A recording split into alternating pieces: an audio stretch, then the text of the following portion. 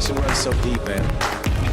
So much history, pageantry. 1 week closer to kickoff. That's the way we answer. It starts with culture. It's a mentality, it's a way of life, it's a DNA. College football free agency. Transfer portal.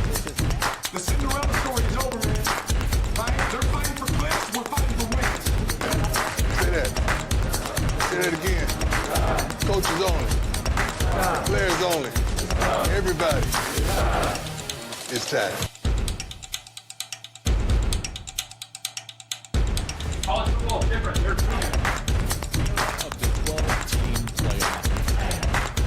Boy, fire to the end zone. Touchdown! Alabama wins! Back for a new college football episode of Bet the Line, brought to you by Robbins Properties. If you're looking for a house, townhome, or apartment to rent or own in the Central Iowa area, they are the people that will take care of you. That is Robbins Properties. Before we get started here, make sure to click the like button and subscribe and turn on all bell notifications. That way you can stay up to date on all things college football. Make sure you follow us on Instagram at Bet the Line Podcast to see our cards weekly. Boys, week 5 in the books. Oregon goes on the road in a battle of the heavyweights and pulls out the overtime win against Penn State, 30-24. The floor is yours. Hey, real quick before Q goes, I have something to say. Happy International Podcast Day, fellas. Wow, thanks, Jake. Appreciate it, dude. Is that a real stat? Oh, yep, that's it. Is that a real stat? Yeah, that's a real thing. September 30th, International Podcast Day. Wow, that's crazy. Felt like there's no better way to start the podcast off. Yeah. Yeah, so to talk about Oregon and football here, I was really impressed with our defense more than our offense. But Dante Moore, he's probably the youngest quarterback that I've seen poised in an environment like that. Like, he was not flinching at anything Penn State did, not flinching at the crowd. He had, 10 incompletions, 3 touchdowns, 250 yards. I mean, he was incredible. He picked up 2 fourth downs on his own on the ground. He played phenomenal. You could probably make the case that the top 3 defenses in the nation right now are Ohio State, Oregon, and Penn State. You can maybe throw LSU in there, but I mean, you can make the case. Both defenses are phenomenal. It was funny to see Drew Aller lose the game once again off of a pick in a big game. I was a big fan of that. I was very impressed with basically how we played on both sides. Our freshmen on offense showed up. DeCorian had great catches. But yeah, it was a really, really fun game to watch. And I wish to go to those games one day, a whiteout. Yeah, that'd be sick. I think you mentioned it, Q, but 5 of 7 on 4th down, that's a difference maker right there for Oregon. And then for Drew Aller, year 3 quarterback, you're supposed to be this guy, the difference maker, and he just did not have it all game. Had 125 passing yards, 1 interception, and I believe a QB rating of 68. So, I mean, yeah, he showed up. Was it the opening drive when they went for it on 4th on their own 43? Or was that later in the first? No, they went for it on 4th early, and I was like, "Oh, Dan Lanning." It was the first drive. They would have gone 4 and out. They went for it. They went for it on 3rd down or a 4th down on the first drive. Yeah, that's the difference makers. It's a great way to set the tone on the road too. Yeah, and it's just out coaching. You're coming out in a big game like that, and James Franklin isn't willing to do those little things like that, and that's what separates you from Oregon and to Penn State type of team. I will say that gets him in trouble more often than it doesn't, though. That's the sole reason why we got left out of the playoffs 2 years ago with Bo Nix, was because we lost to Washington. Not only one too many times, but he was 3 for 8 on 4th downs that game when he could have taken at least 2 field goals, and we lost by 3. So I like being that aggressive in big games like that, but man, you better pick up those 4th downs though. I just want to give credit to Dan Lanning. I mean, you think about, what is this, year 3 or year 4 with him, Q, but he's come into the Big Ten, and Oregon has not lost a Big Ten game the entire time he's been there. They went undefeated in the regular season last year, won the Big Ten championship last year. Obviously they lost to Ohio State in the playoff, but that was, not technically a conference game. So the second they've gotten to the Big Ten, they've just dominated it. So you got to give credit to Dan Lanning. I think Dante Moore's, at this moment in time, your Heisman frontrunner. And I think on the flip side for Penn State, it's kind of tough if you're looking at the schedule ahead. You lost your one at home, and now you have Iowa on the road. You have Indiana on the road. You have Ohio State on the road. So in my mind, the only way they make the playoff is by going 10-2. So you have to win 2 out of those 3 games in order to make that happen. Just another, everybody hears it. We all talk about it, but just another James Franklin letdown where I believe the stat now is that they haven't beaten a top 10 team since 2016 when they beat Ohio State. So just another loss on the resume against a good team that they can't quite get over the hump. He has the worst. Is his record. Yeah, he has the worst record in college football history against top 10 teams. He passed Frank Beamer? Yes. 4-21, dude. Wow.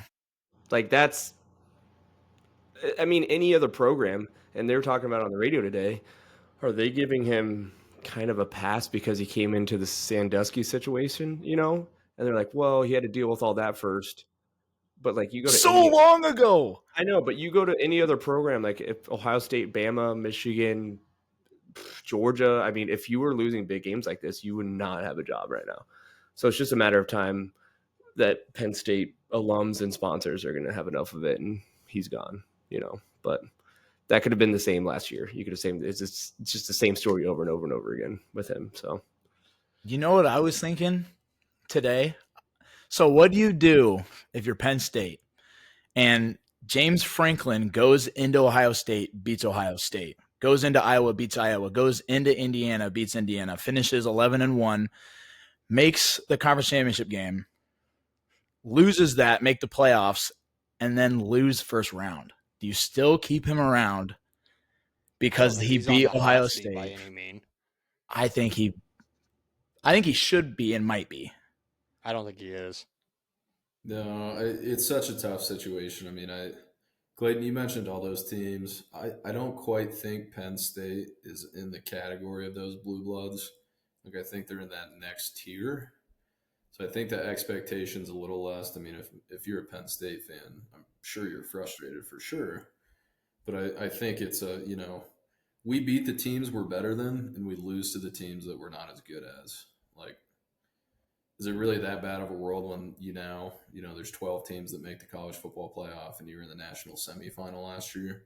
Yeah. I don't know. Almost the last 5-6 years with James Franklin, if there was a 12-team playoff, he would be making it every year, So, he's not god awful, and he has turned that program around. Penn State during that whole situation really wasn't anything, and they're a couple plays away last year from making the national championship. So I don't think he's on the hot seat, but it's just, God, it's just the same old conversation we had last year and every year before that. I do think we need to give credit to Penn State, a little bit though, for being down 14, late in the fourth and coming back and tying it up to sit into overtime. Easy for a team to fold over like that with how dominant Oregon was going into that fourth quarter. Q, I'll give Oregon credit coming from the Pac-12 conference, which wasn't really known for defense. What's your guys' defense coordinator? Because he's just a dog. He's scary, dude, looking at him. What's his name? Oh, so his last name is weird, like Fido. I know, but you know what I'm talking about. Anyways, dude, yeah. Oregon's defense is legit, and I will give credit to them, and Penn State's defense was insane too. But coming from Pac-12, I was not expecting Oregon to be able to do this, and I think Dan Lanning kind of changed tones in this fact that he's like, we're going to be going up against some high-powered offenses as well in the Big Ten, but we need defense because that's a staple of the Big Ten. So I'll give you guys credit. I'd say our first statistically sound, fundamental defense was the last year in the Pac-12. And so I didn't think it would carry over into the Big Ten, but I'm also impressed with how they just have a good defense year in and year out now.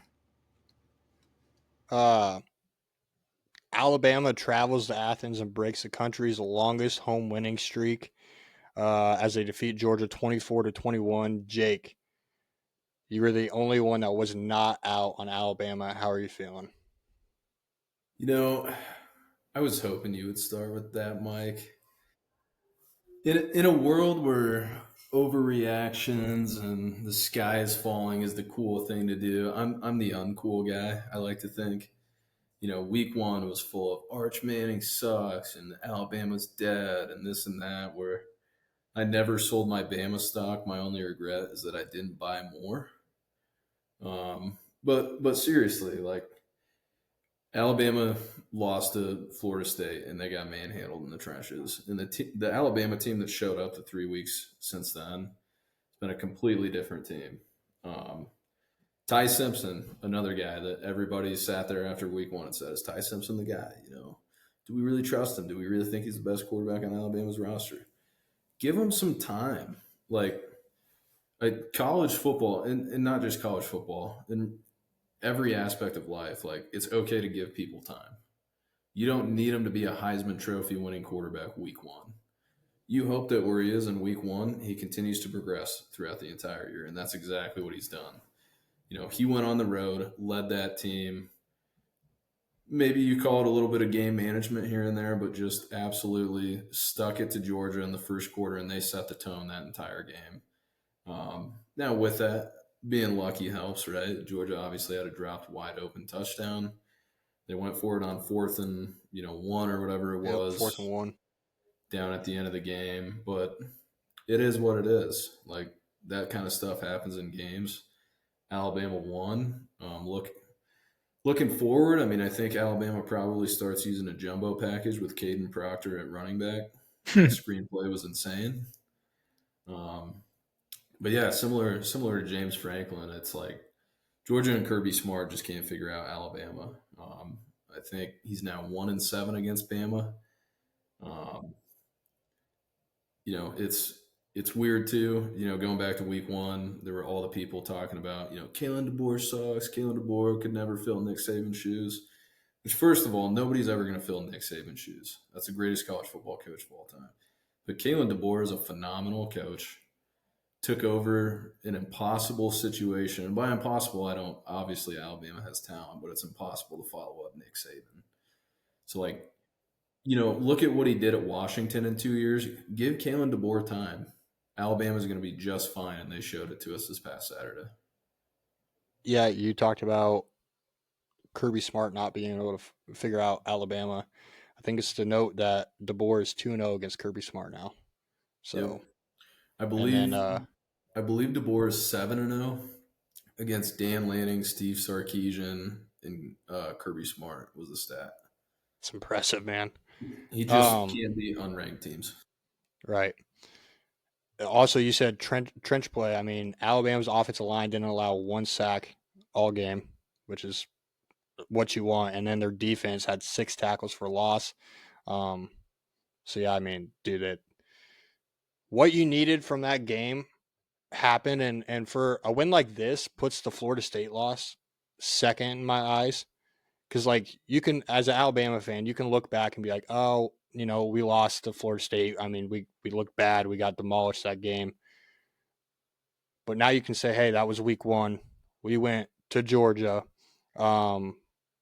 where Kirby Smart is 108-20 at home, a 33-game home win streak, and you beat them and have all momentum going forward into the season. So I think this win is it's a big win, but it's a lot bigger than what we think for Alabama.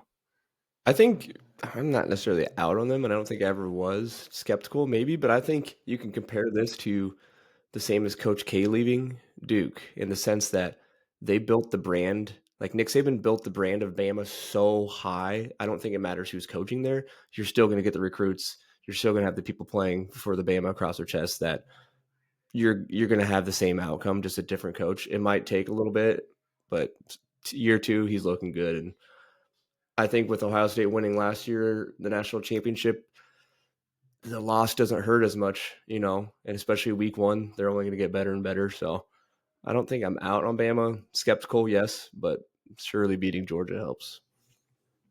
Before you go, Q, I think it's to note that Alabama was 13 for 19 on third downs. I mean, that's a difference maker right there. That was huge. Damn. Their play calling, too, I'm just going to add. So Kalen DeBoer brought in Ryan Grubb, who was his offensive coordinator, I believe, at Washington previously. Wasn't the coordinator last year, but he brought him in this offseason and been a phenomenal play caller ever since the Florida State game. Like, you even think of the third down play that sealed the game. You know, something short and sweet, but like Ty Simpson, you know, looks to the left, fake toss or whatever it was, and then just like turns around and throws the little out route to the running back, gets the first down, like stuff like that where you know, don't overthink it. Just get the first down, kneel it out, and move on. Get out of Athens. Yeah, and I think the big picture here is like you said it with Ty Simpson, but he's showing since that Florida State loss, he's showing week by week that he can play in DeBoer's system, and that is huge for Alabama going forward. Massive. And then I also I just want to put the torch on it now. You know, the hot seat for DeBoer, I think that's cooled down massively. I mean, this is the win he needed, and he got it. It's cooled down, but knowing Alabama fans, if they lose one game that they shouldn't this season, right? You know, you're going to see a lady that's asked, "What would you do if you win the Powerball?" And she'd say, "I'd fire Kalen DeBoer."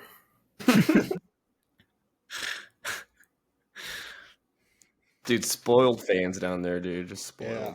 We have Ole Miss and Lane Kiffin. They take down LSU to take home the Magnolia Trophy Bowl and defeat LSU 24-19.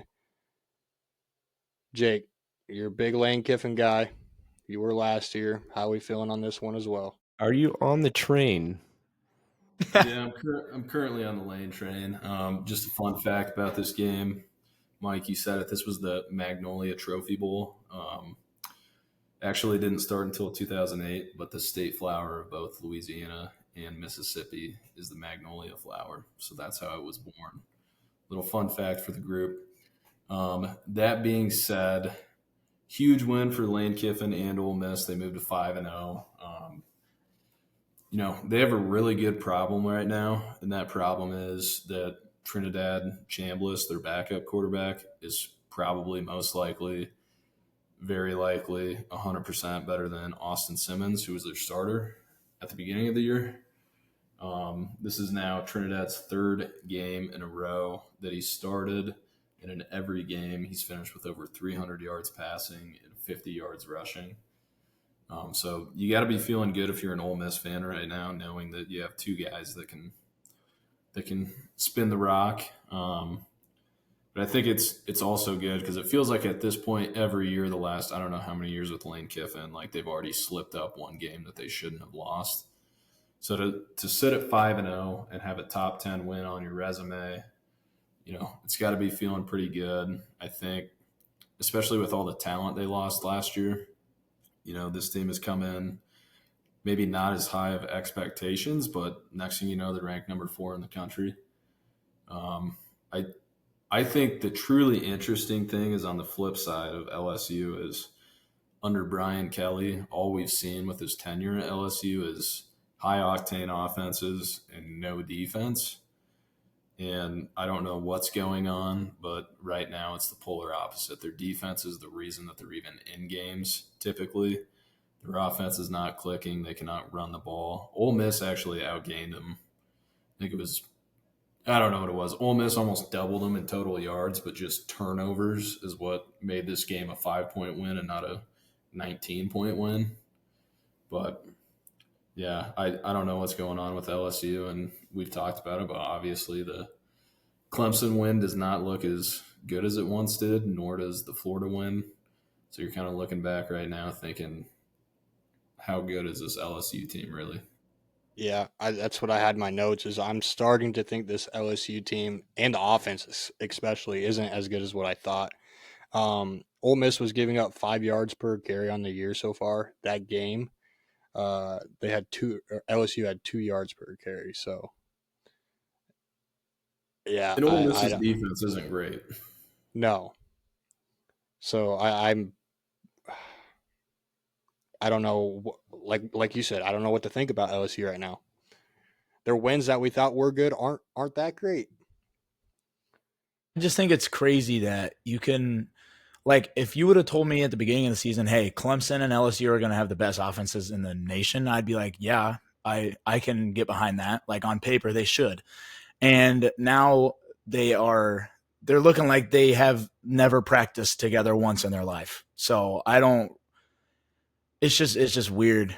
I want to know what's going on because you have all of these playmakers around. And I know I've preached this last episode, but like, I don't get how you can possibly blunder an offense like that when you have all of those playmakers, proven playmakers that have experience playing at other Power 4 colleges coming together. I know chemistry is a huge thing, but it shouldn't be that big of an issue. I do have one funny thing to add. I don't know if you guys saw. Well, actually, a couple things. So leading up to the game, I'm sure everybody saw that Lane Kiffin's daughter Landry is dating the captain of the defense for LSU. I have no idea what his name is, but is it Whit Weeks? Yeah, Whit Weeks. They went Facebook/Twitter official like last Monday, and somebody like tagged Lane in the post, and Lane just said take the over. Unfortunately, the over did not hit, but that's the most Lane Kiffin thing I've ever seen. And then it was funny after the game. They were talking about how it's like a $500,000 fine to storm the field. And Ole Miss didn't storm the field, and somebody had asked them just along the lines of like, hey, are you happy that you guys didn't storm the field? If so, why? And he said, yeah, we can do a lot with that $500,000 if you get us half of one of the LSU defensive backs. Oh, wow. No way. Yeah, just Lane Kiffin fashion. Other scores from around the country in the top 25 here. We got Florida State gets upset Friday night in double OT to Virginia, 46-38. After falling ahead early 17-0, Arizona State came back and they defeated TCU 27-24.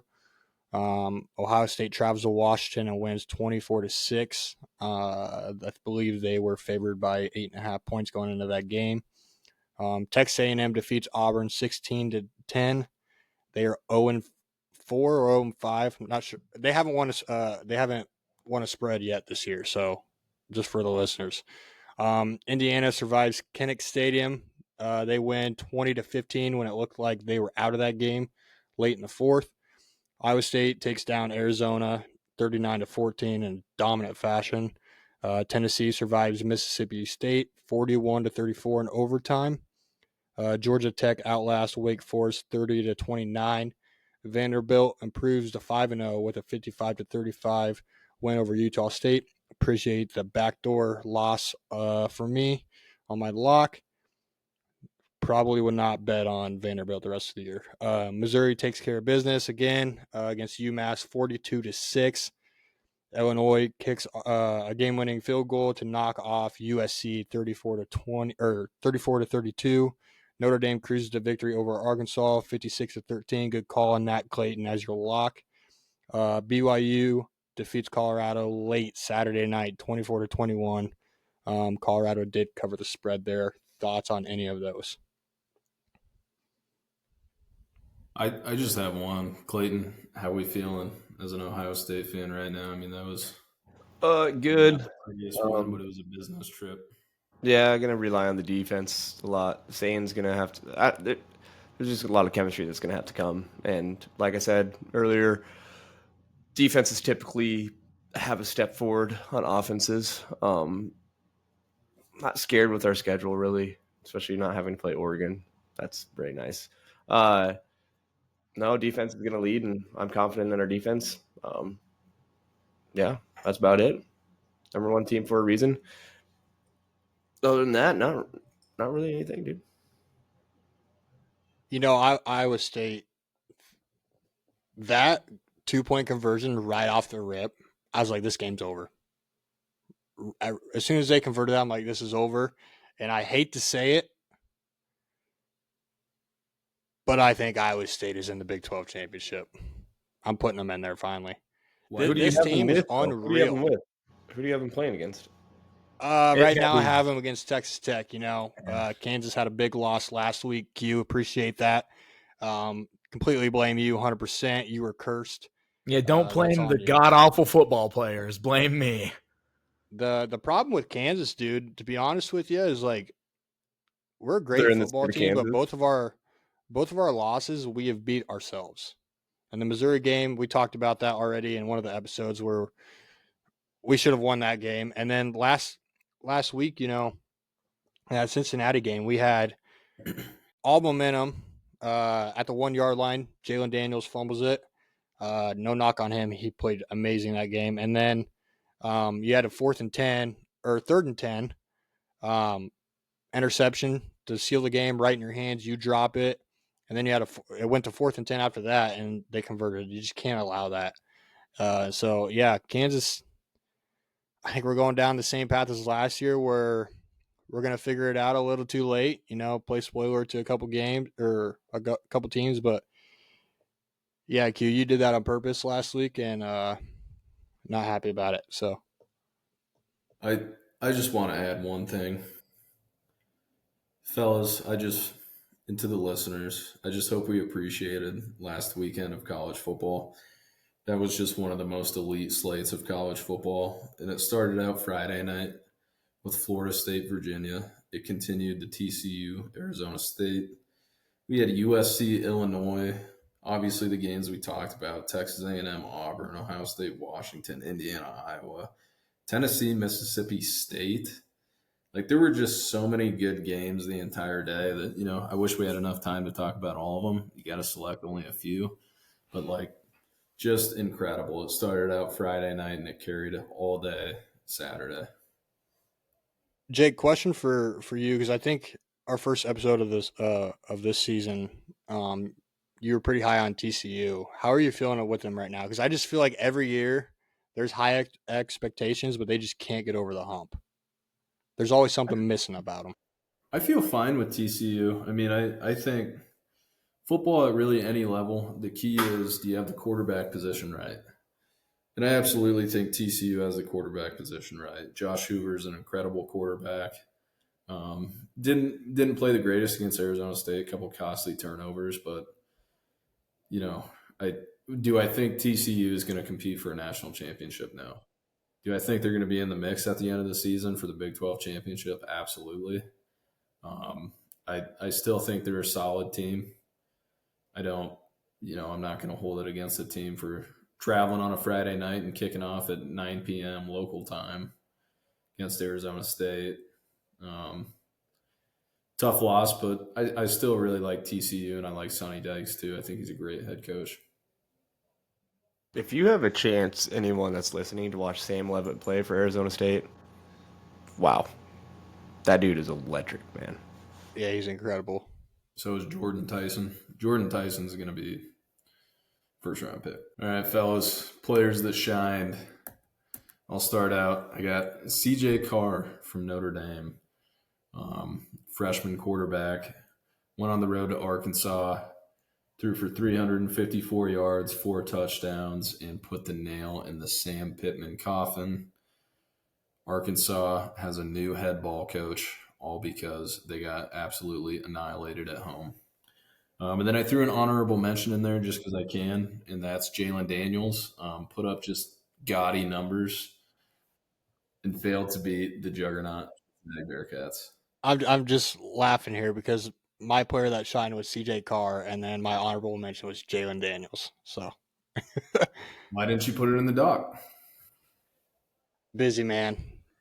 I'm busy. Jalen Daniels, though, just to pick up on what you said here, 445 yards passing, 19 of 28, 0 interceptions with 55 yards on the ground. The interception came, or the fumble came late, kind of costly for Kansas, but other than that, he played about as good as you can get for a quarterback. So I'm happy with how he played. Sorry for stealing your thunder there, Michael. No, I just thought it was funny that we had both of the same ones. Q, go ahead. My guy that I chose is Dante Moore. Kind of preached on him earlier, but I was just really impressed with how poised he was that entire game. His stats were amazing. Saved the game for us in overtime on 4th down, picked it up, and then scored the next play. So I really like his story. You know, he was at UCLA under Chip Kelly, threw for 11 touchdowns, 9 picks, under 2,000 passing yards. Kind of just wonder why you're still playing football at that point. Transfers to Oregon, is willing to redshirt and save his eligibility to sit behind Dylan Gabriel. And he's out there playing like he's played 3 full seasons of college football. And he was like very emotional after the game. And his interview was really, really interesting. And he's a hell of a kid. I mean, as humble as they come. And I'm excited to see this guy play for us for another year. So I'm really excited about how he's playing right now. Moving on to teams that shine. Oh, sorry. What's up? I was just going to say I agree. You know, I would have put him as my player that shined, but I wanted you to have him since you're an Oregon fan. But, yeah, he's past the expectation that you guys thought you were getting out of a quarterback. He's above and beyond. I remember watching the spring game, and I'm like, dude, Luke Moga should start. Was not expecting Dante Moore to be this good. Dude, just in like the biggest moments for him, he just looks so comfortable back there and not forcing anything. Yeah. It's insane. Did you say he played for Chip? How many years ago was that? Two now. He's a redshirt sophomore. So that was 3 seasons ago. So 3 seasons ago. I don't know if he was in the league for another 6 years like Dylan Gabriel or not. Sorry. No, he's a redshirt sophomore. Apologies. I mean, he sat back. He sat behind in terms the biggest game he's ever won. You know, in terms of total touchdowns, Dylan Gabriel is the best quarterback of all time. So it's not the worst idea to sit behind him. So that's because he played 6 years, Quentin. So, and look where it got. He has a touchdown in the NFL right now. So he could throw 1 touchdown. He had more collegiate touchdowns than you. All right. Just wait until Shadur takes over. You mean QB3? Yeah, wait until he takes over. Yeah, well, he might be out of the league by that time. So, moving on to teams that shine, I chose Virginia. First top 10 ranked win in Virginia's stadium in 20 years. So this is a huge win for them. Chandler Morris is a dog.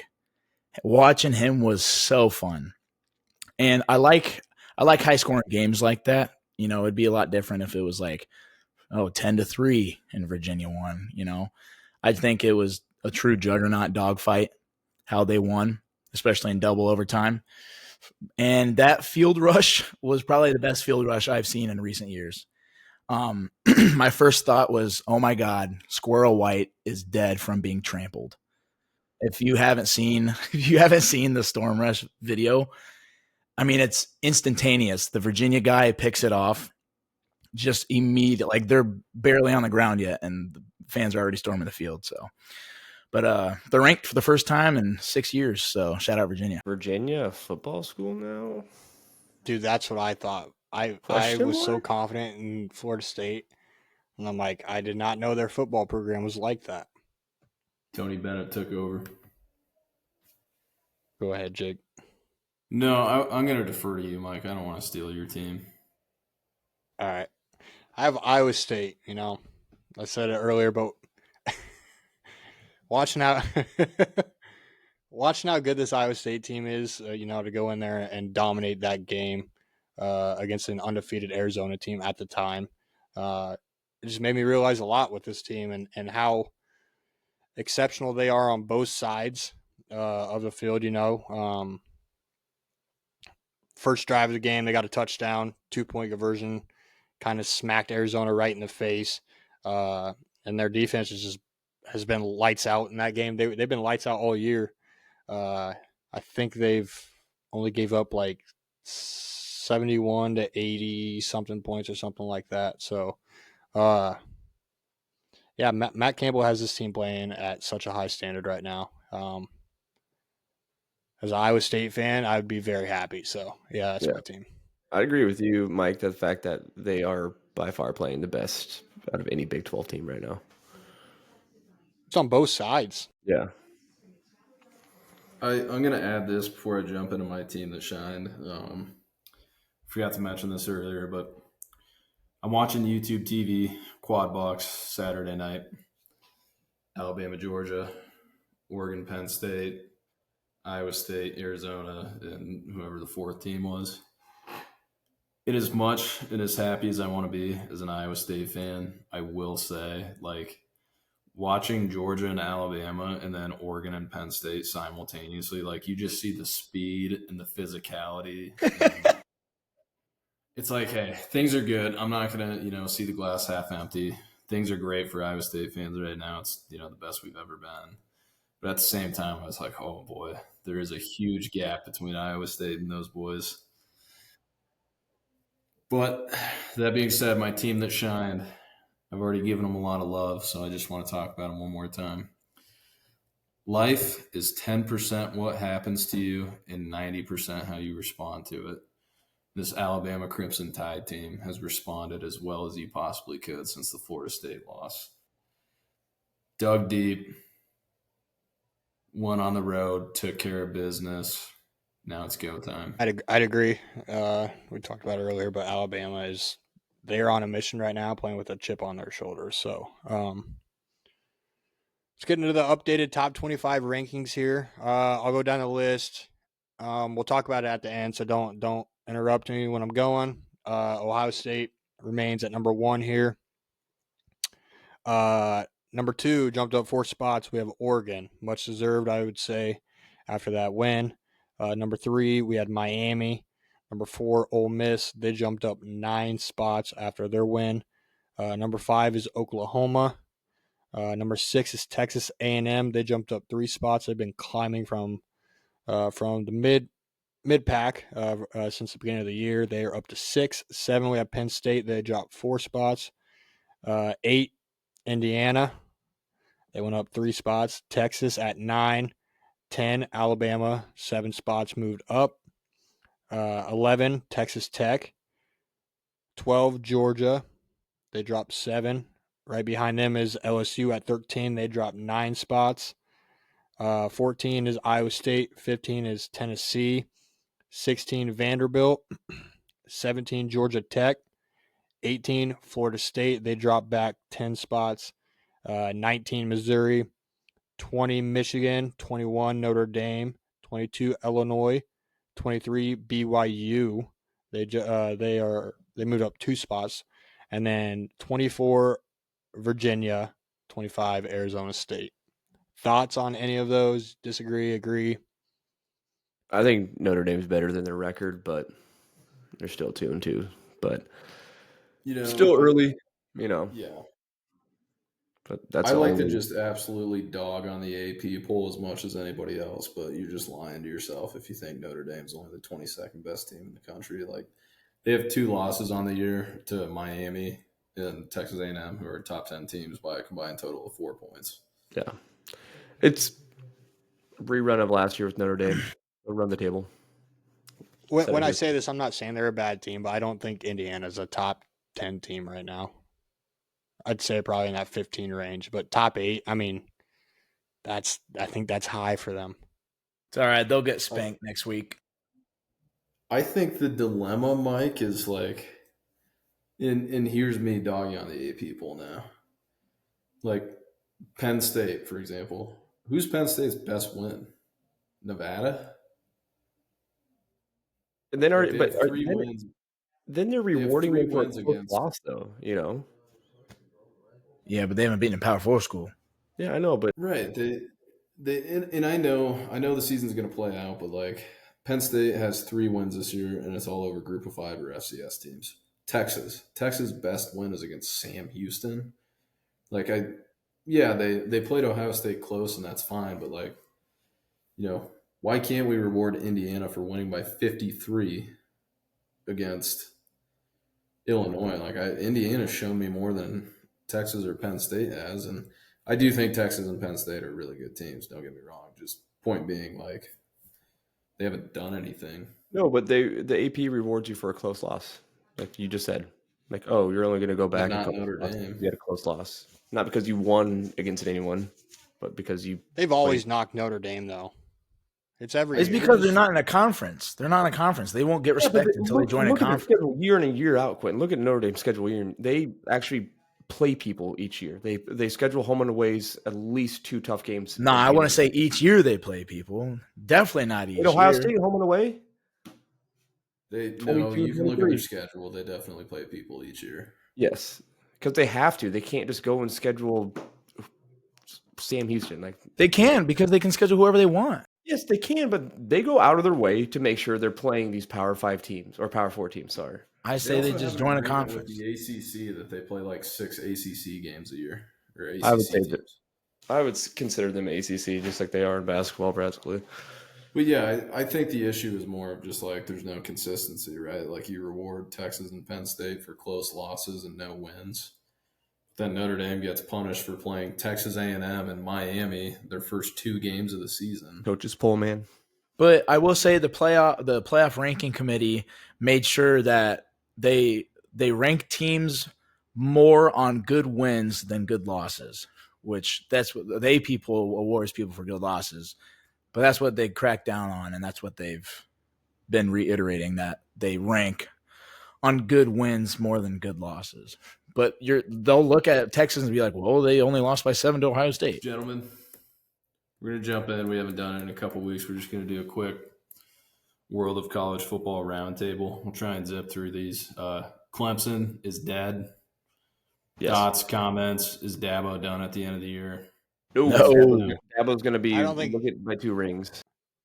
I don't think he's done, but he's not done, but he's got to figure out, the portal and NIL. I think it's come to a point where it's like, dude, I get it. You're trying to prove a point here, but it's just not working. And it's kind of hurting your coaching legacy in a way. So, he's got to adjust. I don't think you can fire a coach that's won the ACC 8 of the last 10 years. I mean, if the 12-man playoff ranking system had been that long, that's 8 out of 10 years you're making the playoffs. So I don't think you can really fire him. But I don't know. I don't think they fire him. His buyout's insane, but I do think that they meet with him at the end of the season and they say, Dabo, for the love of God, hit the transfer portal. We can't keep doing this. If this team couldn't get it done, there's no Dabo team in the modern era of college football that's going to get it done. I agree. Florida. Is Florida dead? Dead. Gone. Is Billy Florida's Napier dead, the man. next coach to get fired? The only reason I'm not saying Florida's dead is because if they do flip it around and win out, they'll be in the playoffs because of how many tough teams they play on their schedule. So if they figure it out and become a good football team, they're making the playoffs. But that's all they have to do is just figure it out. Well, I mean, it's really hard when you're 1-3 to just, we figured it out. I will say, but you know what I'm saying? Like, they got some favorable home games and shit. Sorry, they have a good defense. They have a very good defense. Yeah, they have a good defense, and we've seen what Lagway can do. So it's not like an unproven quarterback. Like yes, I'm going to say he has to figure it out because he's 19 years old. Like he has time to grow, like Jake said. But he does, but I also think TJ Lagway's been very underwhelming this season. He has. Yeah, the correct. O-line's a big issue in that because they are non-existent every game. Yeah. But if I was going to have a team that doesn't have it figured out on offense but has it figured out on defense, like I would rather choose that team than vice versa because I think it's easier to flip an offense around and make an offense click than it is for a defense. Well, you have the quarterback, like you said. We know what DJ Lagway can do and can be. He has been underwhelming this year, but if he can turn it up and get it figured out, I could see them making a run. Their defense is there. I have so much faith that Billy Napier can get that team to figure it out. And by so much faith, I'm being so sarcastic. Anyway, moving on. Early last week, gentlemen, long time run, Mr. Mike Gundy, and his time ended at the Oklahoma State University. It's a long time coming. I'm surprised they didn't let him wait it out, but pretty crazy. Yeah, they did him dirty with that. Especially after last year. They did him dirty. 4-8?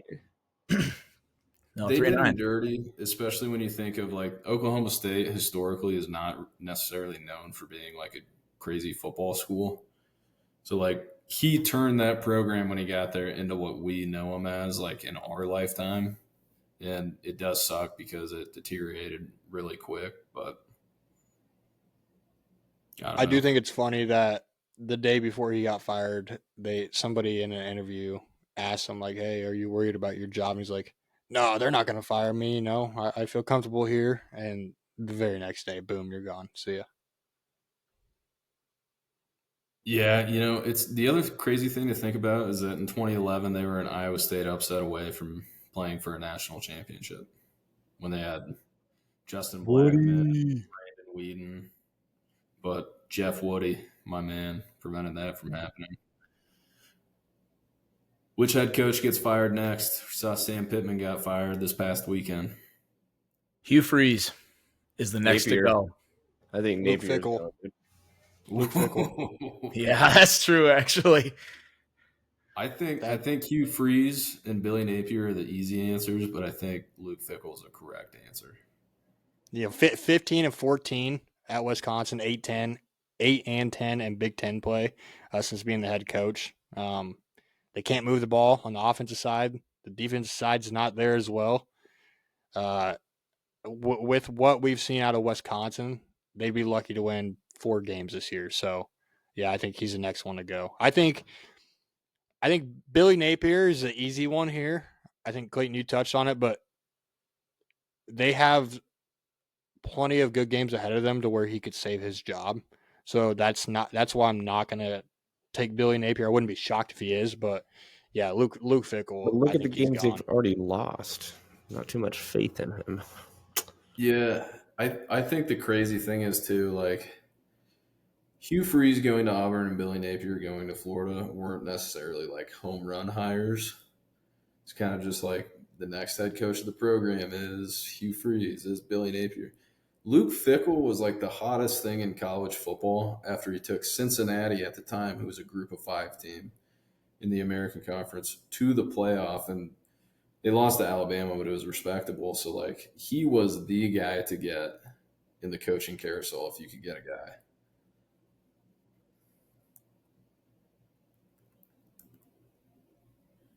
Group of 5 updates. Mike, do you want to say something here? I think next week we can talk about it more, but I will say keep an eye on Memphis. I watched them last week. Dude, their offensive line does not let anybody go back there. And they have a very good quarterback. I think his last name's like Lewis or something, but he impressed me. So keep an eye on them. Q, I know you were high on UNLV. They've looked good since that game 1. They kind of have it figured out over there. So, yeah, I think next week would be a good time to touch on that. Okay. John Mateer injury. That's a big one. He was a guy that was a Heisman frontrunner. He's already got 2 huge wins under his belt as Oklahoma quarterback against Michigan, against Auburn. Tough time for him to go down. I think he had surgery on his throwing hand, was it? Like his thumb or something? One of his fingers. It sounded like they knew this surgery needed to happen. They were just looking for the right time to do it. Yeah. I think I saw some. Yeah, I think I see that he will be back this season. So I don't know if it's like 2 to 4 weeks or what, but Red River's right around the corner, so that blows. I think that's when he's back. Is that Is game it? from what I've read? Yep. That'd be good timing then because they just had a bye this past weekend, and then I don't know. Oh, it's Kent State this week. That's great timing. That's what I'm saying. I from what I've read, I think they knew that he needed to have the surgery, and they're just waiting for the right time. So you had the bye, which is a week. Then you have Kent State this week, and then you just got to get one more week out of him, and then you had the Red River game. Teams we're most surprised with through 5 weeks. Everybody just rattle off one team that you're surprised with. Texas Tech. Q, Ole Miss, Mike, Texas Tech, Clayton. I think Indiana, really, I think last year people thought it might have been a fluke, but Indiana for me. Hey, Google's Kurt Signetti. Google him. For Texas Tech, though, I think it's to be mentioned, this team, I think, is a playoff caliber team. You talked about it earlier, Jake, how you were watching. You had the 4 screens going. You were watching Oregon and them, and then you had Iowa State. Texas Tech, if you watch them, they are dominant on both sides of the field. They have the second-ranked rush defense in the country, only giving up 56 yards on the ground per game this year. They have the 20th ranked overall defense as a whole in the country, and they've only gave up 6 touchdowns this season as a defense. And then they also have they're ranked first on the offensive side with yards per completion, sitting at 10 yards per pass. So if you want to watch a game where they air the ball out, tune into Texas Tech. They also smack people on the defensive side, dude. They absolutely fly around. They're fun. I mean they smack the crap out of Utah 34-10. And I believe this whole podcast is high on Utah, so it shows how good they are. They are legit good. Mm-hmm. Well, that's what happens when you spend $55 million. Yeah, $55 million. It's that oil money. Yep. Dude, you have Phil Knight money. I don't want to hear it. Shut up. Yeah, we got ours naturally through a human being. First off, oil would be naturally. I know. I'm just going to wrap it up by saying the team I am most surprised with through 5 weeks is the Cal Golden Bears. Dude, still? Yeah, let me explain. They got shut out. Hold on, let me explain. I said teams I'm most surprised with. Okay. I'm very surprised that the Cal Golden Bears have a phenomenal freshman quarterback, left-handed from Hawaii. Not even going to try and pronounce his name this week because I didn't write it down. But he's just been slinging it, and I'm also surprised with them because their one loss on the season was at San Diego State, and they got shut out 34-0. So that was just as surprising as it is that I'm watching Cal football. We have a listener that what's that episode when you were talking about Cal and the quarterback? He's like, he called me the next day. He's like, hey, I've liked Jake's takes on everything this year in his bets, and I am all in on Cal this week. Dude, it was a San Diego State game. Wow. He called me later that night, and he's like, what is he talking about? This team is awful. No, it's bad. So let me look up. Cal's 4-1. Their only bad game was the San Diego State game. Yeah, and like if you talk bad, it was as bad as it gets. So week 1, they go on the road and beat Oregon State 34-15. Week 2, they beat Texas Southern 35-3. Week 3 at home, non-conference game, they played Minnesota and won 27-14, which not saying Minnesota's great, but they're always like 7-5 and 8-4 at the end of the year. So that was an impressive win. And then at that point, it's like, I've seen enough, man. This Cal team can be special this year. And they were special when they got shut out and lost by 34 against San Diego State. And then they bounced back like good teams do, and they beat Boston College on the road 28-24. Like, what more do you want from them? But yeah, I possibly hyped them up the wrong week. Right hand up. That's on me. No one in the nation saw that coming, so don't worry about it, Jake. He had a parlay that was like, I don't even know what the odds were on it. It was 9 a 6 legs later. Cal was No, it was just 6 later, and it came down to Cal, and he's like, I'm confident, that Jake has talked him up. It was just bad right off the rip. Hey, in my defense, they were not on my card that week. That was a trap game. Cal fans knew it. I knew it. Trap game for Boston College. Any teams you guys are, watching out for? Cal. I like Maryland. 4-0 start, 1-0 in the Big Ten. After going to Wisconsin, being a 14.5 point underdog. We're going to find out really what Maryland is this week. I think they play Washington, and I think it's going to be a really good test. It's impossible for me to look at their schedule thus far and really put any type of stock into them because you really don't know. Like Wisconsin's turns out to be terrible, and then they played 3 nobodies in the non-conference. But I'm just looking at their schedule here, and their remaining road games is UCLA, Rutgers, Illinois, and Michigan State. That's the road games. So if they can protect home field, it could be an Indiana team from last year where they had a favorable schedule that nobody saw coming. Gosh, then they're going to get bounced in the first round. Yeah, probably. They do put up a lot of points. Yeah. I'd say look out for Vandy. They're kind of, I want to say, sneaking around. I mean, they're ranked 16th, but I don't think anybody is really putting stock into them because, they beat South Carolina, but Lenora Sellers got hurt in the first quarter. So I don't know. I mean, they have Bama this week. I think if they beat Bama, people start to look at them a little differently for sure. But I don't know. I think they're still on the radar, even though they're ranked 16th. So they got an intriguing matchup with Bama here. I'm going to go with my Washington Huskies.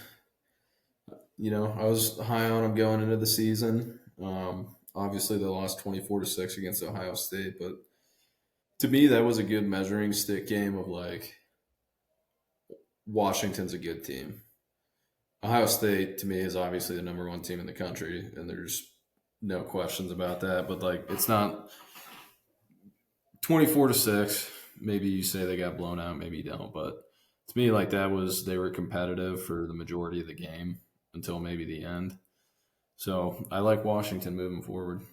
I was about to say that, if you watch that game, the score does not say what that game was. No. All right, fellas, it's time. We're going to jump into week 5.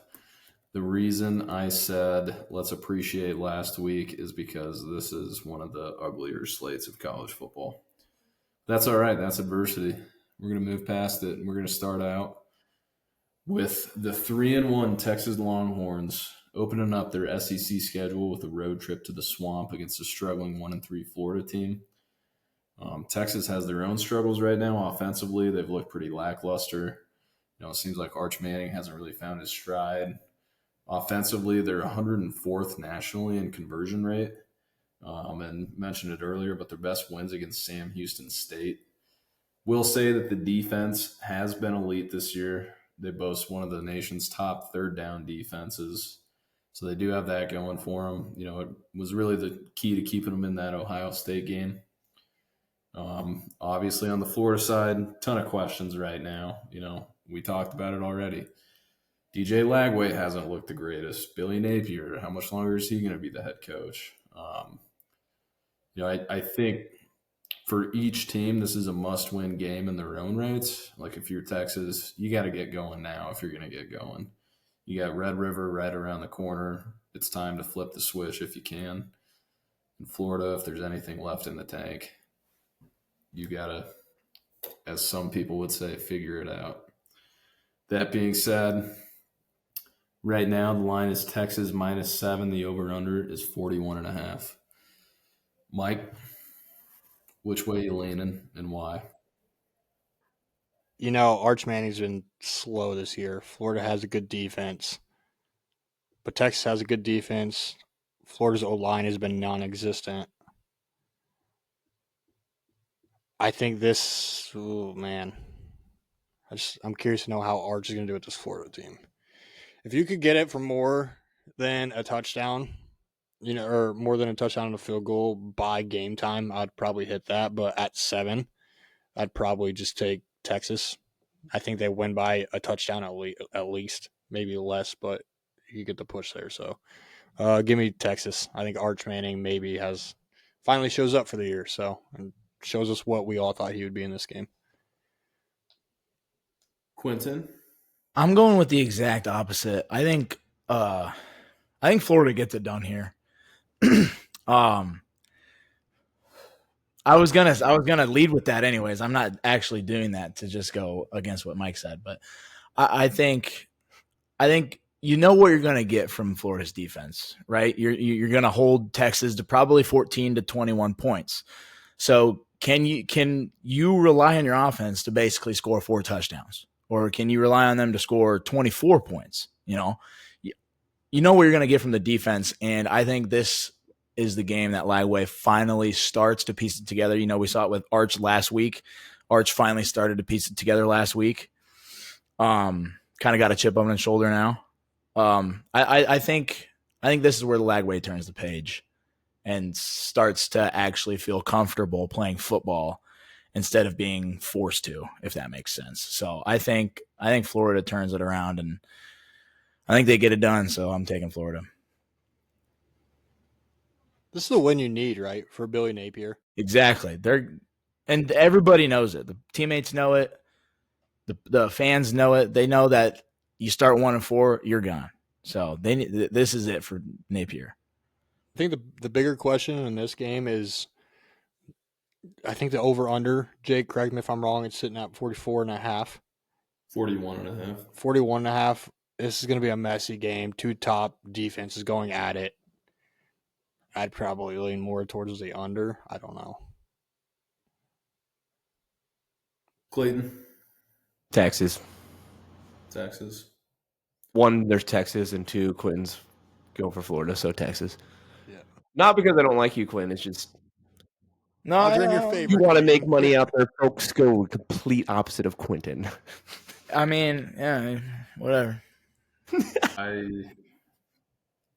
As we've been talking about this game, I actually determined this is going to be on my card. But I absolutely lean Texas -7. I think this is the game where I think offensively you're going to see him start to click a little bit more. You got through the rough part of the season, which maybe isn't rough as far as, some of the teams you played, but you played Ohio State week 1 on the road. You went to the shoe, you lost. Then all you heard after that game is Arch Manning sucks, he's overrated, blah, blah, blah, blah, blah.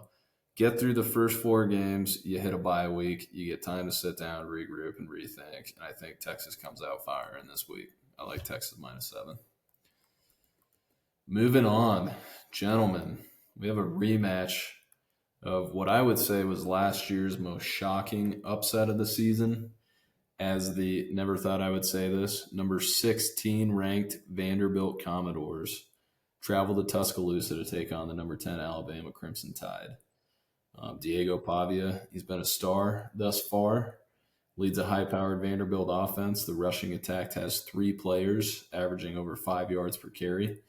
It ranks 16th in EPA per rush. Diego has thrown for over 1,200 passing yards, 13 touchdowns. The offense is averaging 49 points per game. Clicking on all cylinders right now. Then, as we already touched on, Alabama enters 3-1, coming off an emotional road win at Georgia, looking to avenge last season's road loss against Vanderbilt, which you could argue kept them out of the playoff. Ty Simpson has turned things around since week 1. DeBoer has worked his way off the hot seat, and Bama is finally rolling. Do we see any possibility of an upset here, fellas? Right now, the line is Alabama -10.5, over under 55.5. Q? I wish a hangover win wasn't real, but it is. Because you get caught up in it, and you're still thinking about the win. When you're supposed to be getting ready for another team. And it's been evident in college football that it absolutely is real. A hangover win is real. Now, is Bama going to have a hangover win? I don't think so. I don't think they will. I think they have a chip on their shoulder from this Georgia game, and I think they have a chip on the other shoulder because they lost to Vandy last year. They are going to want to shut them up, and they are not letting their foot off the gas. I think this is going to be ugly for Vandy, but it wouldn't be the worst. It wouldn't be the worst loss in the world. 1, because it's your first loss of the season, and 2, you'd still be in running for the SEC championship game with one conference loss. So I think this is going to be a steamroll by Bama. I think you said it perfect, Q. It's probably one of the few times I'll agree with you, but usually you would think, this is a trap game for Alabama coming off a massive win on the road, but also you got to remember they lost to Vanderbilt last year, which JQ picked up on. Could have kept them out of the playoffs possibly. Revenge game here. I've been big on revenge games all year. Love Bama here. Love the over as well. I like that. I like that a lot. Bama all day minus 10.5. They remember last year. I'm in the same boat. I think had they not lost to Vanderbilt last year in this exact same spot, I think it'd be a possibility of a potential hangover, but I think Bama is easily going to be able to turn the page and look ahead to this week. Definitely not underestimating Vanderbilt after last year's loss, and I expect them to they're going to turn it on. Yeah, they remember that loss. I love the over here. And you get Bama at home, too. Right. All right. Final one to preview. We have the 4-0 Miami Hurricanes coming off a bye. Go on the road for their first time this season, looking to complete the clean sweep of Florida opponents as they travel to Tallahassee to take on the 3-1 Florida State Seminoles. We're coming off a heartbreaking double overtime loss against Virginia last Friday night. I think the big thing here is going to be the story of the game. Miami's defense, Florida State's offense. Right now, Florida State averages over 6.7 yards per carry. Their rushing game is really what they lean on. 53 points per game overall. Miami's defense is giving up 2.6 yards per rush, and they're allowing 11.5 points per game. I do think that Florida State showed us week 1 against Alabama that they can line up in the trenches against anybody. But I think this is a huge test for Florida State as far as how do you respond to a loss? Do you let it define you, or do you respond well? So with that being said, Miami currently favored by 4.5, over under 53.5.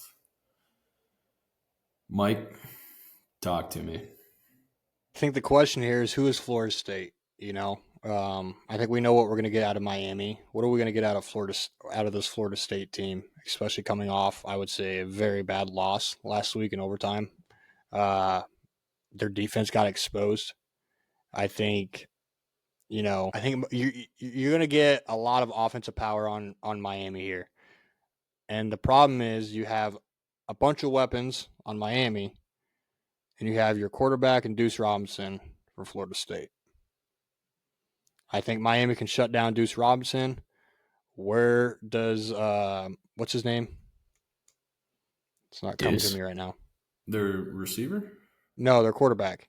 Tommy Castellanos. Yeah. What's he gonna do?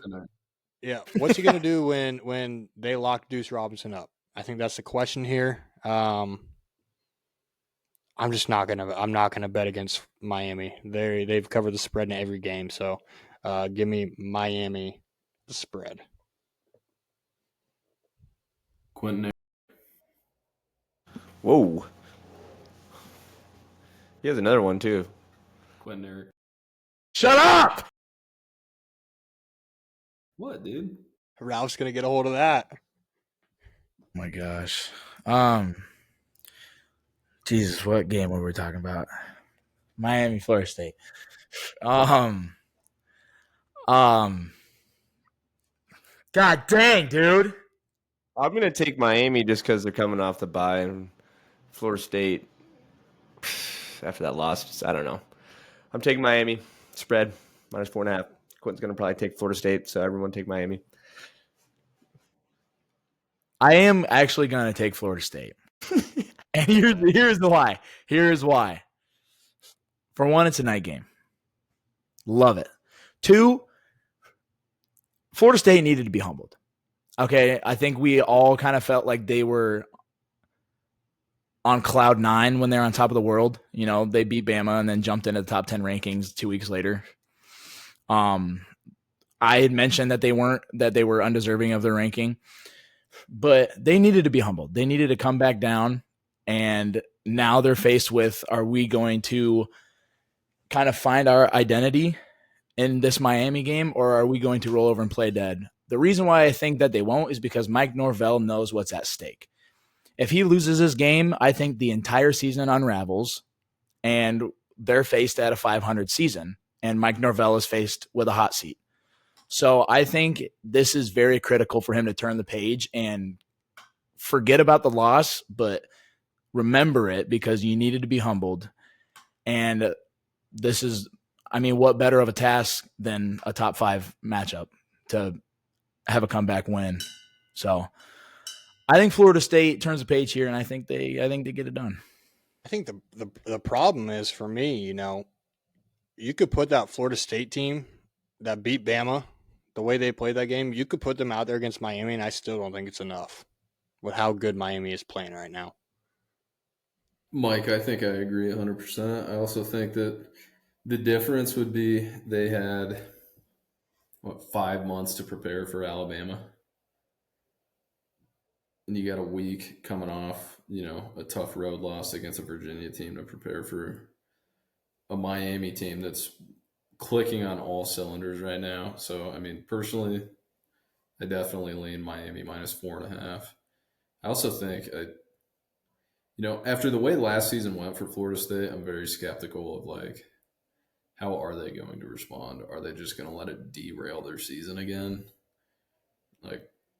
That's my biggest question mark. So I just trust Miami more in this one. But other notable games around the country this weekend, we got Iowa State and Cincinnati. That's an interesting line right now.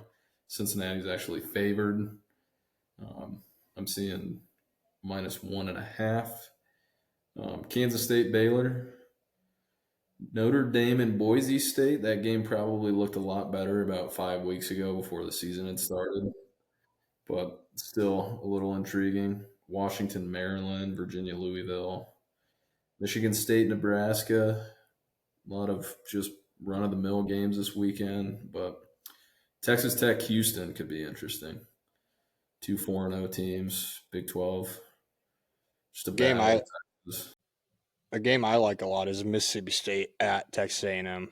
I said it earlier, but Texas A&M hasn't covered the spread in a single game this year, and Mississippi State has covered the spread in every single game this year. Texas A&M would have covered against Notre Dame, right? Notre Dame would have been favored. Yeah, they were by 6.5 points. Yeah. So are they 1 of 4 or whatever? Yeah. Yeah. Still not great. But and to be honest with you, you think of Mississippi State. Usually they're a letdown football team. They're legit good this year. They beat Arizona State. They took Tennessee into overtime.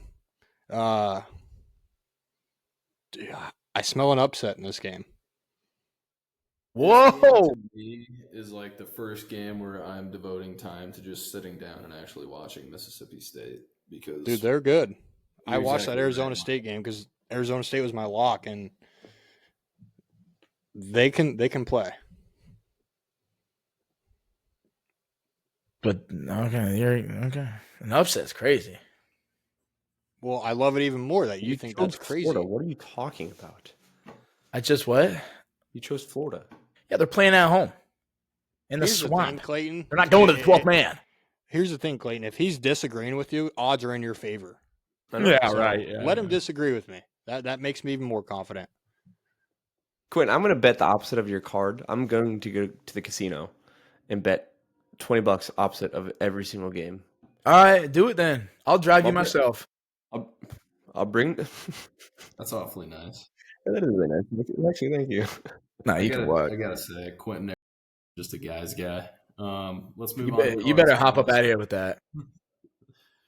Let's jump Jacob, into cards. Stop it. Sorry. Easy. Whoa, yeah. Mike. Yeah, I'm moving on. Yeah, get on with the card. My pun's in, and then I like to move on. Now I'll give you a chance to respond. Week 6 cards. Whoops. To date, I am 12-13 thus far. Mike is 13-12. Quentin is an astounding 8-17. See, you know what? You don't have to throw adjectives in there, dude. That was a good so adjective. bad, dude. It's so bad. Quentin, that was a big word for you. I have a college degree in women's studies. Anyway, Gender. Mike, lead us away, my friend. Let's start out with your week 6 card. I'm going Iowa State at Cincinnati. Give me Iowa State plus 1.5. I think Cincinnati gave everything they had last week to beat Kansas. Kansas should have won that game. Iowa State, in my eyes, is miles ahead of Kansas, so I love Iowa State here. We'll take them as an outright winner, but if you're going to give me a 1.5, I'll take that. Next game, Mississippi State at Texas A&M. I just mentioned it, but Texas A&M hasn't been great covering the spread this year. Mississippi State is 5-0 on the spread. I do believe Mississippi State is a good football team. They took Tennessee into overtime last week. So yeah, I love Mississippi State at plus 14.5. So yep, I love that even more. I thought it was 13.5, but it's 14.5. So give me them plus 14.5. Next game, I'm going the last game of the night. Nevada at Fresno State. Fresno State's home record since 2020 is 22-6. It's a tough place to play. Fresno State has a good offense on them. They can put points up. Kurt Warner's son, E.J. Warner, is actually the starting quarterback for them. Nevada struggles to score. They've only put up 60 points on the year so far. So give me Fresno State minus 13.5. Last game on my card before my lock would be Minnesota at Ohio State. I'm not sold on Minnesota this year. They have a 3-1 record, but haven't played anybody. It's also at Ohio State. I feel like Ohio State is finally getting something together as the weeks go on. I love the over here as well at 44.5, but I will take the spread on my card at minus 23.5.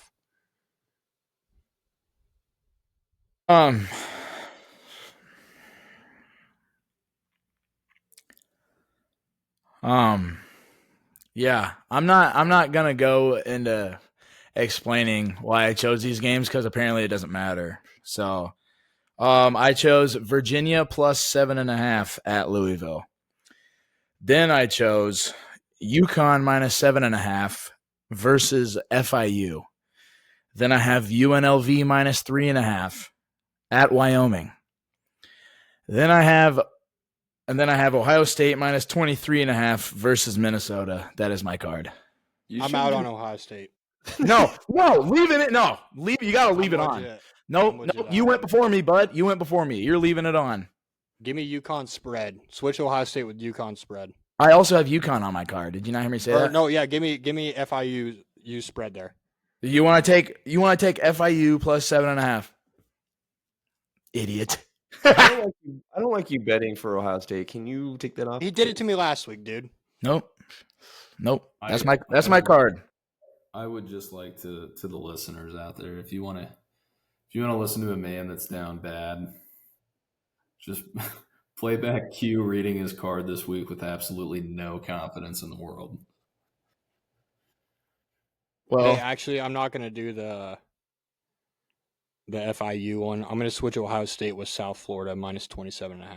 All right. Do you just want to redo your whole card, or what are we doing? No, I only switched one game. It's because you bet. No, you switched two now. So. Okay, leave it in then. You went first.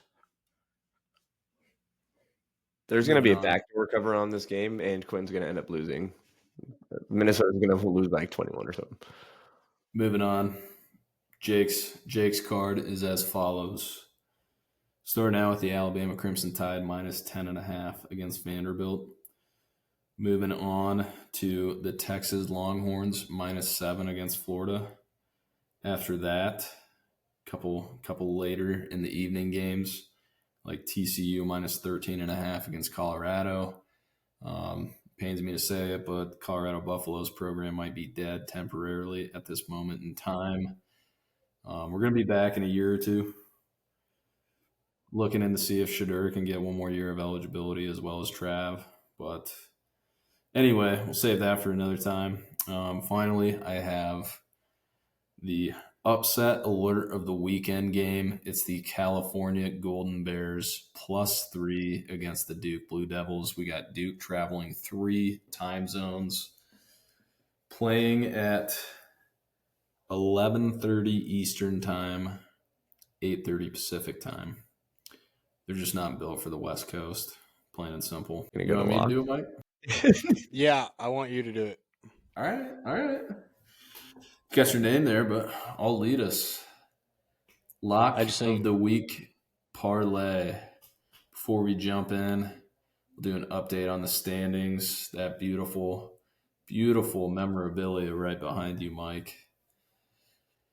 If I was a betting man, I'd say it's going to end up with me at the end of this season. But the Keyshawn Booty Lock of the Week standings are as follows. Yours truly, 4-1, first place. Second place, Clayton at 2-2. Clayton did not give us a lock last week, so he's going to give us 2 this week just so that we all have the same amount of games. In third place is one Michael, sitting at 2-3. And finally, in dead last, the one, the only, the man, the myth, the legend, Quentin at 0-5. Jeez. I thought you won. He's been giving have been hitting the exact opposite. That's 4 times now. That's 4 times now you've dropped my government. Hey, there's a lot of season left, dude. You're acting like would they play 5 weeks of college football? You are right. I mean, Jake turned his season around last year in the opposite direction. So yeah, I'm just doing what you did, but I'm doing it at the beginning of the season. That's fair. Yeah. Well, it's only up from here. You know, you can't get worse than not winning. So I'm hopeful. That's true. Quentin, why don't you lead us off with your lock? Gladly. I got Michigan -16.5 against Wisconsin at home. Wisconsin's bad. You were so down, dude. I'm just, yeah. Good thing is Wisconsin can't move the ball. Yeah, I know. They have Jeff Grimes as their offense coordinator. But knowing me, Wisconsin is going to hit a game-winning field goal. So Luke Fickell's going to save his job this weekend. I'd lose it. Clayton, give us I am going to go specify which ones for the parlay and which ones. Yes, this one is for this week. Talked about it. We're all high on them. Bama -10.5. I think it's just going to be absolute ass whooping, dude. Especially how they looked against Georgia. A lot of those players remembered Vandy last year. Little Sergio running around all over the place. Give me Bama -10.5, baby. Do you want my other one too? Yeah. Okay. I'm going to do what I did last year and ride the Notre Dame train. So give me Notre Dame -19.5. It's a lot of points, but Boise State is not the Boise State of last year. And I like how Carr's looked. And Jeremiah Love, if he keeps playing like he is, he's going to be in New York for Heisman. So right behind Dante. That's how you pick that. Okay. My lock. I could lose both of these and still have 2 more wins than you. So I don't know why you're talking. Oh, love you. Roasted. Mike, read your lock. At an 0-5 record, dude. That's like you're trying at that. What do you want me to? What do you want me to do? What do you want me to do? Get a win. Read your lock, bud. It's a winner. Dude, you're 0-5. You haven't even tasted a single win yet. Just stay quiet, please. Texas Tech at Houston. Give me Texas Tech -11.5. I could see them winning by 20.5. This Houston team is not that great. They barely beat Oregon State last week. They actually had to go to overtime for that. And then they beat a Colorado team that had their 3rd string quarterback in. So, yeah, I love Texas Tech -11.5 here. And to round out our lock of the week parlay. Gentlemen, this team's coming off a loss. Sometimes when you come off a loss, you need a good bounce back game. And that bounce back game is at the most prestigious stadium in college football, the Rose Bowl Stadium, as Penn State minus 25.5 takes on potentially the worst team in college football, the UCLA Bruins. Good one. Yeah, I don't Love hate that. it. Q. Dude, What do what? we expect out of you this week for the listeners? Oh, we're gonna get the ball rolling here with Michigan.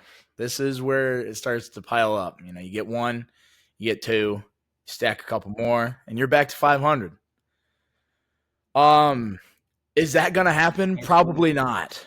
Real quick, if you got one and you got two, and then a couple more, you would still be 4 and 5. Well, a couple is subjective. You know, it's not doesn't only mean two. No, a couple literally means 2. No. No. A few. That's I mean, 3 or 4. Anywhere from 3 to 8. 3 to 8 is a few? Yeah. You know, we didn't hear anything out of Ralph last week on the cards, but I do know, Jake, I don't know if you saw it. Q saw it, though, that Ralph kid posted on our YouTube. What did it say? What did it say? Something, Q's locks, something equals 0 or something like that. I don't know. I'm going to look it up right now. I don't waste my energy on haters, dude. Ralph's not a hater, dude. He's just trying to win some money. Then follow someone else. Okay? Follow Jake. Follow Mike. One of your fans. No, he's not fans if he's talking down on me. Ain't no fan. I mean, is there much to talk up on? Yeah. Not really. How about, there's a lot of potential. There's a lot of season left. And he picked a great lock this week with Michigan. Ralph's comment is Q plus 0 equals L. So, like, that doesn't even make sense, man. That's what makes it hurt even more. It doesn't make sense. That's crazy. All right, boys. Anything else? Nah, let's get this over with. No, but hug your mom. I do have something else. There's a weekend, if your significant other is frustrated that you've been watching a lot of football this weekend, this would be the perfect weekend to say, hey, let's go to the pumpkin patch. Let's go to the apple orchard. It's unfortunate, but the games just are not great this weekend. So just thank me later. This would be the weekend to have a date with a. Get it out of the way now I think before conference play gets really good. Yeah, I think it's perfect timing with, playoff baseball starting up this weekend. Started today. So perfect timing. Maybe. Hey, Quentin, you should be really good at betting MLB. Maybe go try that out a little bit. I honestly would. I might. All right, boys. Rock chalk. Go Sox. See you boys next weekend. Baby. Did they win tonight? They did. Whoa. Came back in the 7th. They're down 1. Damn. Got 2-1 and then got a little insurance run late in the 9th. All right, too much baseball talk. That's enough. All right. Yep. See you, boys. Bye.